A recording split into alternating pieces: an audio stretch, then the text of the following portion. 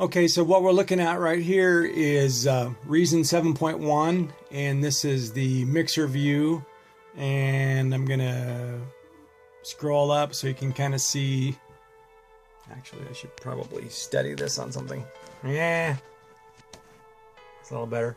I'll scroll up. You can kind of see the channel strips as we go. Let's see.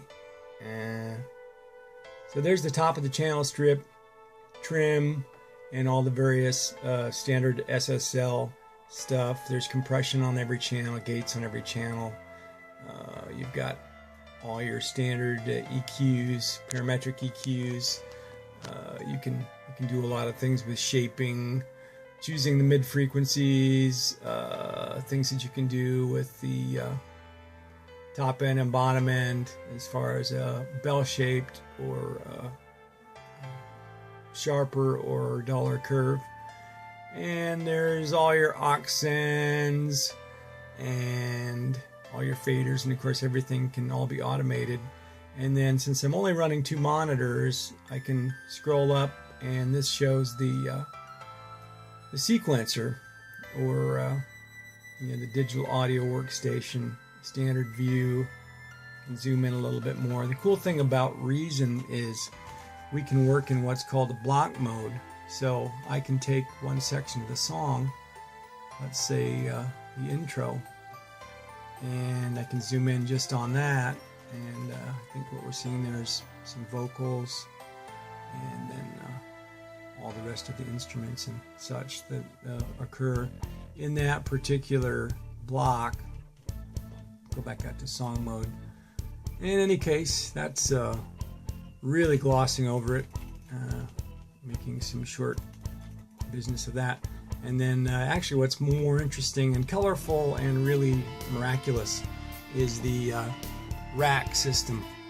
And I don't know how well you can see this, but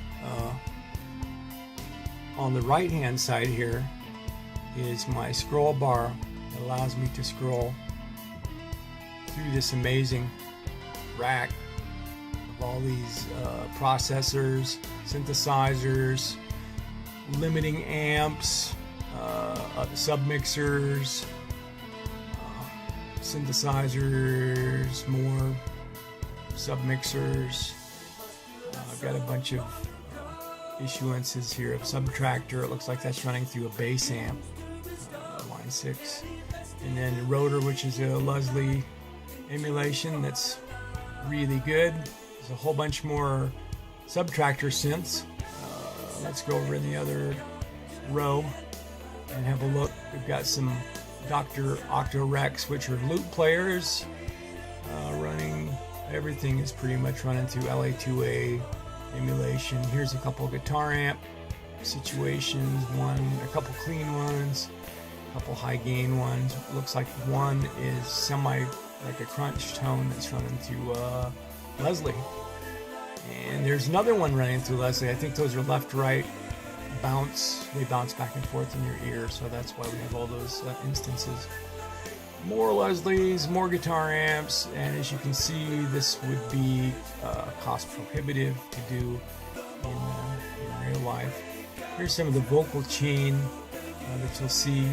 Basically, it's a line level into the LA2A, and then there's a tuning program called Neptune, which is very, very gentle. I've got it set for C major because that happens to work with the tune.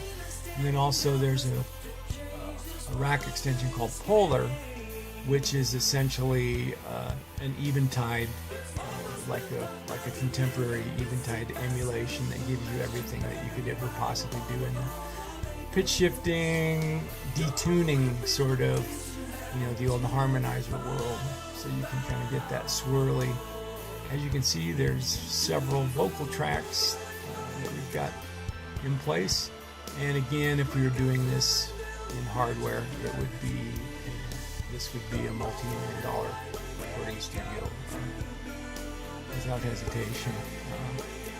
And this is just part of the miracle of this German software that we use called Reason. And so here's just a quick overview. You can hear a lot of what we've done with Reason over the past 2 years on the first CD, which is called Universe at Large, and then also the next CD that's coming out, which is called, oddly enough, CD2. So there you have it, a quick overview of E3PO West, and that's about it. We'll see you soon. Who is that guy over there anyway?